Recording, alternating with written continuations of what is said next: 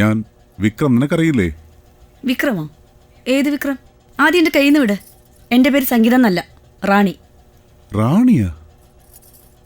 നിനക്കെന്ത് ഭ്രാന്തായി പോയോ? എനിക്കല്ലടോ ഭ്രാന്ത്, നിനക്കാ. എന്റെ പേര് സംഗീത എന്നല്ല, റാണി എന്ന് പറഞ്ഞില്ലേ? എന്റെ കയ്യിൽ നിന്ന് വിട്. എന്താ വിടില്ലേ? അറസ്റ്റ് ചെയ്യണോ എന്നെ? ചെയ്തോ. വൈകുന്നേരം തന്നെ എന്റെ ശിവ എന്നെ കൂട്ടിക്കൊണ്ടുപോകും. നിന്റെ ശിവയോ? നീ തന്നെ എങ്ങനെയൊക്കെ പറയുന്നത്? ഞാനാണ് പറയുന്നത്. നിന്റെ മുമ്പിൽ തന്നെയല്ലേ ഞാനുള്ളത്.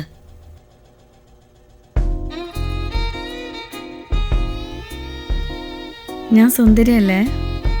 എന്റെ റേറ്റ് 10,000. നീ എവിടെ വിളിച്ചാലും ഞാൻ അവിടെ വരുന്നതാണ്.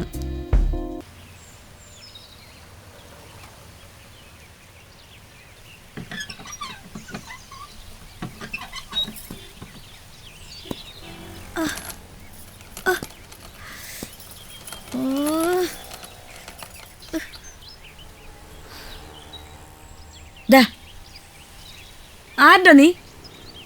എന്നെന്തിനും ഇവിടെ കൊണ്ടുവന്ന? പോലീസ് സ്റ്റേഷനിലേ കൊണ്ടുപോകണ്ടേ? നിനക്ക് എന്താ വേണ്ടേ? എന്താ ഉണ്ടായ സംഗീത? എന്തിനാ ഈ അഭിനയം? എത്ര പ്രാവശ്യം പറയണം? എന്റെ പേര് സംഗീത എന്നല്ല, റാണി. ആദ്യം എന്നെ എന്റെ ശിവയുടെ അടുത്ത് കൊണ്ടുപോ. എനിക്ക് എന്തെങ്കിലും പറ്റിയാ അവൻ നിന്നെ പച്ചയ്ക്ക് കത്തിക്കും.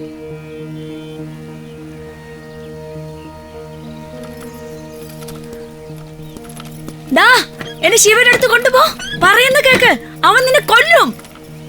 ഡാ, എന്നെ പുറത്തിറക്കടാ.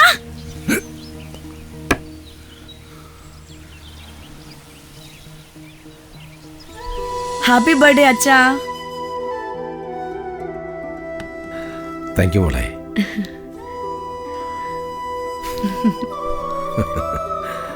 Happy birthday to you. Happy birthday dear അച്ഛാ. Happy birthday to you. അച്ഛാ, കേക്ക് എങ്ങനെയുണ്ടെന്ന് പറയണം. സൂപ്പർ. 5 മിനിറ്റിനുള്ളിൽ ഭക്ഷണം റെഡിയാക്കാം. അതുവരെ കേക്ക് തിന്നോണ്ടിരുന്നോ?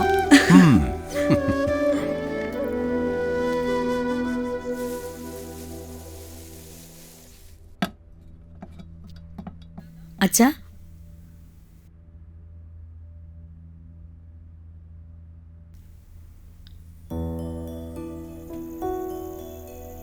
ഇവിടെ എന്തെടുക്ക?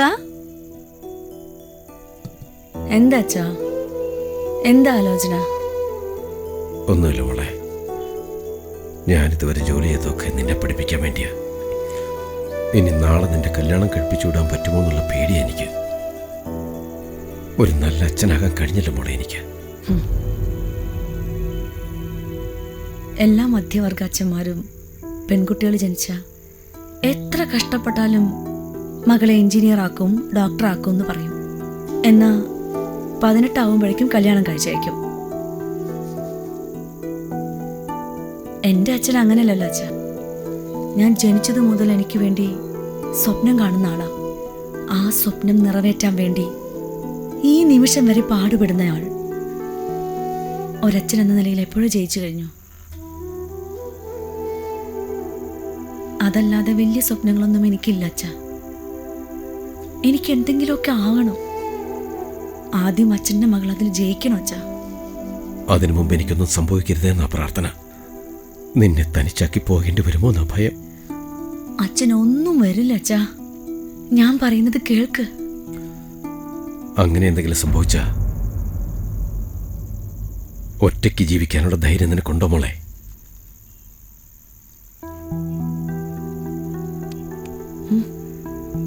കുട്ടിക്കാലത്ത് അച്ഛൻ പറഞ്ഞു തന്ന കഥകളാ എൻ്റെ ധൈര്യം.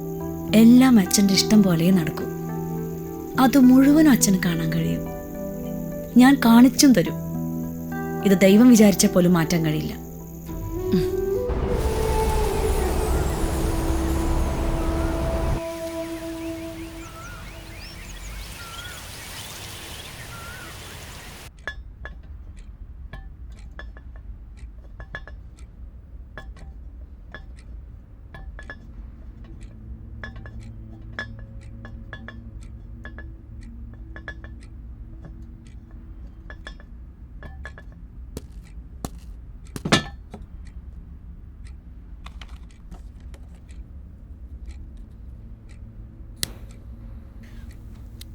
പ്ലീസ് എന്നെ വെറുതെ വിടണം.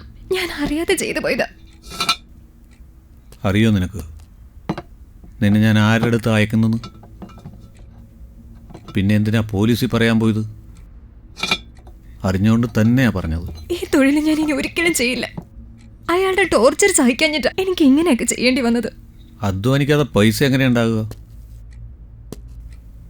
ഞാൻ നിന്നെ സുഖിപ്പിക്കാനാണോ പൈസ വാങ്ങുന്നത്?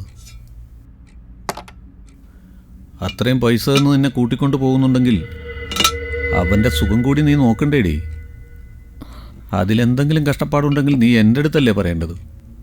പോലീസിനോട് എന്തിനാ പോയി പറഞ്ഞത്?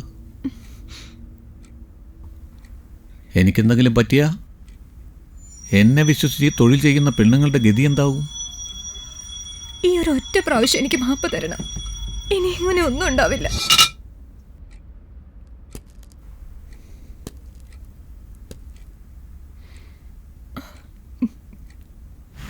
പറയാം. എന്നാ ഇവിടെ വെച്ചല്ല, നിന്റെ കോളേജ് ക്യാൻറ്റീനിൽ പോയി സംസാരിക്കാം. ശരി.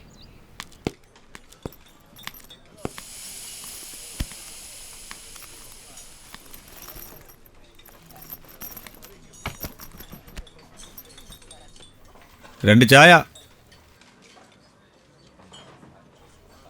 പറയേ. നിന്റെ പേര് ദിവ്യ. അച്ഛനും അമ്മയും ചെറുപ്പത്തിലേ മരിച്ചുപോയി.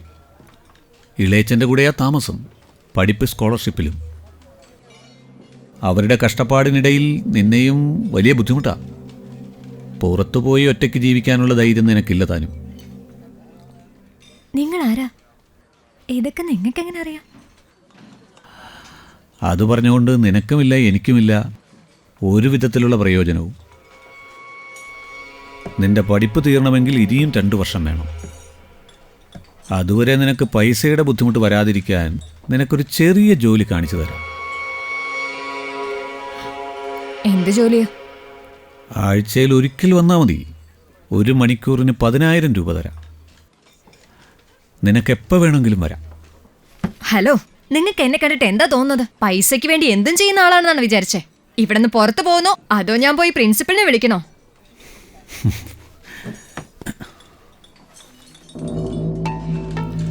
നിനക്കെന്തിനാ എത്ര ദേഷ്യം? അവിടെ ഇരിക്കാൻ.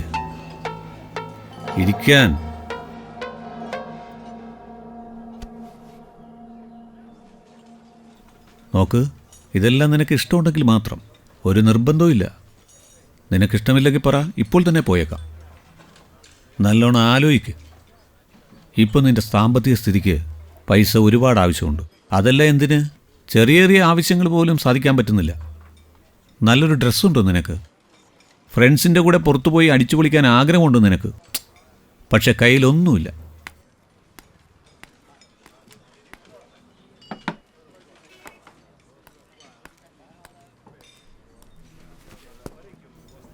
ചാൻസ് കിട്ടുമ്പോൾ ആശയെല്ലാം തീർക്കാൻ കഴിയണം. നിനക്കെന്തെങ്കിലും ജോലി കിട്ടിയാൽ നീ പൊയ്ക്കോ. കല്യാണമാണെങ്കിലും വേണ്ട. അതുവരെ ജീവിതം എൻജോയ് ചെയ്യും. ഈ കാര്യം ആരെങ്കിലും അറിഞ്ഞാലോ എന്നുള്ള ഭയം വേണ്ട. അത് നമ്മൾ രണ്ടാൾക്ക് മാത്രം അറിയാവുന്ന കാര്യമാണ്. നിന്നെ ഇത്ര ദാരിദ്ര്യത്തിൽ ജനിപ്പിച്ച ആ ദൈവം നിനക്കെന്തിനാ ഇത്ര സൗന്ദര്യം തന്നത്? ആ സൗന്ദര്യത്തെ വെച്ച് നീ പൈസ ഉണ്ടാക്കണം. അതിനാ. നല്ലോണം ആലോചിച്ചോ. ഈ തൊഴിൽ ചെയ്യുന്നത് തെറ്റാണെന്ന് പറയുന്നവർ ആരും നിന്റെ വിശപ്പകറ്റില്ല. നിന്റെ കോളേജ് ഫീസും അടക്കില്ല.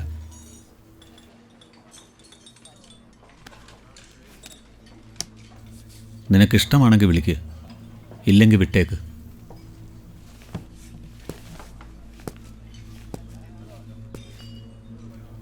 ഒരു പെണ്ണിൻ്റെ ശാപം എന്താണെന്നറിയോ? അവൾ പെണ്ണായി ജനിക്കുന്നത്.